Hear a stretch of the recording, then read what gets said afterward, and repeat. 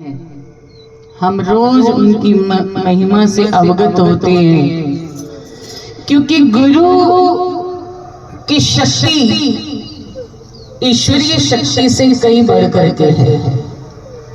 गुरु गोविंद दोनों खड़े काके लागू पाए, बलिहारी गुरु आपने जिन गोविंद दियो मिलाए।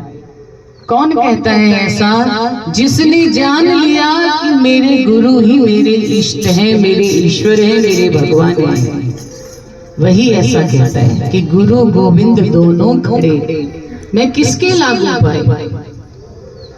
मेरे गुरुदेव ने मुझ पर कृपा की तो मुझे गोविंद से मिलाया है, इसलिए मुझे पहले अपने गुरुदेव के चरण स्पर्श करने हैं, उनके पावन पवित्र चरणों में मत्था टेकना है, क्योंकि गुरु है जो हमें सत्य मार्ग दिखाते हैं।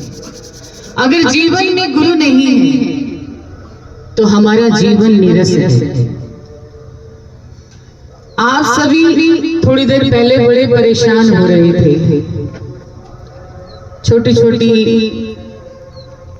मछली से कहते हैं मच्छर सबके ऊपर भी गिर रहा था और तंग भी कर रहा था, लेकिन देखो जैसे अभी थोड़ा उजाला हुआ तो वो गायब हो गए। गुरु एक सूर्य से भी बढ़कर के उज्जवल शक्ति है।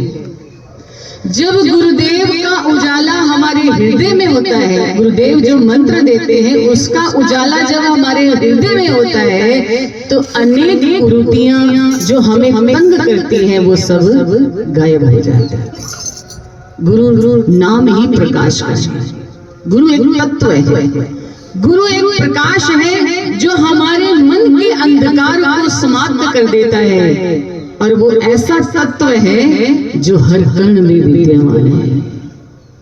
उसे सिर्फ और सिर्फ जानने की जरूरत, महसूस करने की जरूरत है। जैसे खुशबू होती है, आप अगरबत्ती की खुशबू ले रहे हैं, अगरबत्ती जल रही है, उसकी खुशबू भीनी भीनी आ रही है, हम उसे देख नहीं सकते, उसे महसूस कर रहे हैं। ऐसे ही वो ईश्वरीय शक्ति गुरु रूप में आई जो हमें साक्षात अपने श्री मुख से ये फरमाती है कि तुम उससे ढूंढो नहीं, वो तुम्हारे भीतर ही है। बाहर जाने की आवश्यकता नहीं है, वो हमारे भीतर है, बस महसूस करने की आवश्यकता है। श्वास चल रही है, हम बहुत बार ये बात दोहराते हैं। सबसे बड़ा प्रमाण तो यही है कि हमारे श्वास चलते हैं, यानी कि ईश्वर है अंदर, वो शक्ति है जो हमारे प्राणों को चलाती है, हमारे श्वासों को चलाती है। अगर ना हो तो कोई भी हमें अपने पास बैठाने को स्वीकार नहीं करता, हमारे पास कोई बैठता ही नहीं है। गुरु शक्ति है, इसीलिए हमारे भीतर उस परमात्मा की ज्योत जल रही है और हमें हर एक जीव प्रेम करता है। जैसे कुछ ऐसी चीजें होती हैं उनसे प्रेम नहीं किया जाता। अभी उस मच्छर से कोई प्रेम नहीं कर रहा था, सबको लग रहा है बहुत तंग कर रहा है, दूर दूर बैठे।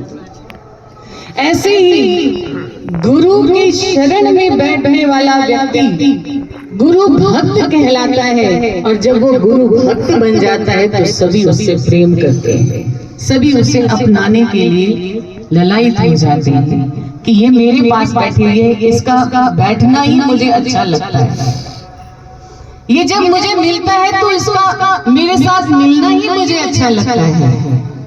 ये गुरु की कृपा होती है गुरु भक्त पर। इसीलिए कहा गया है कि गुरु का जीवन में होना बहुत जरूरी है। गुरु वो चाबी है जो सचखंड का दरवाजा खोल देती है। गुरु के नाम में वो ताकत है, इसीलिए कहा है कि गुरु जीवन में बहुत जरूरी। गुरु शक्ति से बढ़कर के कोई शक्ति नहीं है। जब आप गुरु के चरणों में नतमस्तक हो जाते हैं, सभी देवी देवता आप पर प्रसन्न हो जाते हैं, आप पर खुश हो जाते हैं। अगर आप गुरु को छोड़ करके किसी देवता को मानते हैं, किसी पीर को मानते हैं या किसी देवी को मानते हैं, जब गुरु नहीं प्रसन्न तो देवता कैसे प्रसन्न हो जाएगा? वो यही चाहते हैं कि पहले अपने गुरु को मनाओ, उसके बाद हमारे पास आओ, क्योंकि वो वर दाते हैं, वर देते हैं, और गुरु मुक्ति के दाता है। गुरु आनंद के दाता है, गुरु भक्ति के दाता है। आनंद, भक्ति और मुक्ति ये गुरु के चरणों में रहती है। बाकी देवी देवता तो वरदान देते हैं। हमें किसी को पुत्र की इच्छा है तो पुत्र दे देंगे, किसी को किसी चीज की आवश्यकता है तो वो दे देंगे, लेकिन भक्ति नहीं देंगे, मुक्ति नहीं देंगे, आनंद नहीं देंगे, वो गुरु ही देगा। इसीलिए गुरु को सर्वोत्तम माना गया है। गुरु कहे सब विश्व पुकारे, गुरु वही जो भ्रम निवारे। हमें क्या पता कि हम जिसकी पूजा कर रहे हैं वो पूजा हमसे सही हो रही है या नहीं हो रही। गुरु ने हमें बताया कि तुम जिसकी पूजा कर रहे हो वो पूजा तुम्हारी सही है और फलदायक होगी। गुरु के कहने से, चाहे हम किसी की भी पूजा कर रहे हो, हमें गुरुदेव ने मार्ग दिखाया है तो वो चाहे एक पत्थर की मूर्ति ही क्यों ना हो, उसमें भी भगवान हमें नजर आने लग जाएंगे, क्योंकि गुरु ने हमें बताया है। मिलने को गुरुदेव ने बताया था कि तुझे राम मिलने आएंगे, तो मिले थे। एक वचन को सारा जीवन अपने मन में रखती रही कि मेरे गुरु ने कहा है राम आएंगे तो आएंगे। जवानी से बुढ़ापा आ गया, वृद्धावस्था आ गई, लेकिन उसने आस नहीं छोड़ी, क्योंकि गुरु ने कहा है कि भगवान श्री राम तुझे मिलने इसी कुटिया में आएंगे। भिलनी रोज भगवान की राह बुहारती है। श्री राम आएंगे, ताजे फूल तोड़ करके लाती है, मीठे बेर तोड़ करके लाती है। क्यों? कि गुरु ने कहा है कि भगवान आएंगे। रोज लाती है, रोज सूख जाती है। युवा अवस्था यही कोई 14-15 वर्ष की अवस्था रही होगी उनकी, उसके बाद उनका वृद्धावस्था आ गई, लेकिन आस नहीं टूटी। और जब भगवान आए तो नवदा भक्ति का वरदान दे दिया और सशरीर भगवान के वैकुंठ धाम को चले गए। आप सबको पता है कि हम सब इस शरीर में आए हैं आवागमन से मुक्ति पाने के लिए। हमारा ये शरीर अब हमें मिला है, उसके बाद अगर शुभ कर्म नहीं किए, गुरु की संगति नहीं की, तो आगे जन्म नहीं मिलेगा मनुष्य का। फिर देखो कीट पतंगे ही बने। ये भी जो नहीं है, जो अभी आप देख रहे थे ना, यहाँ झुरमट लग रहा था, कितने सारे इकट्ठे हो रहे थे। अब जहां भी देखोगे क्षमा जहां जलती है वहां परवानों की तरह वो टूटते रहते हैं। उनको समझ है कि अगर हम आज क्षमा पर जलेंगे तो ही आगे हमारा उद्धार होएगा और फिर हमें मनुष्य का शरीर मिलेगा।